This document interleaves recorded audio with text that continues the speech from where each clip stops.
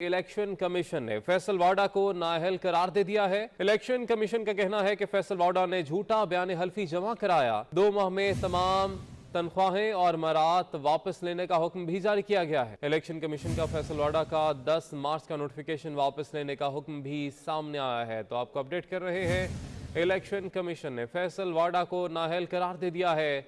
Election commission का कहना है कि फैसल वाडा ने झूठा बयान हल्फी जमा कराया। 2 माह में तमाम तनख्वाहें और मरात वापस लेने का हुक्म भी सामने आया है। आपको अपडेट करते चलें कि दरख्वास्त जो है वो दायर की गई थी, उसमें मौक़िफ़ अपनाया गया था कि फैसल वाडा ने 11 जून 2018 को इलेक्शन कमीशन में कागजात नामजदगी जमा करवाई, जिसमें उन्होंने दोहरी शहरियत जाहिर नहीं की।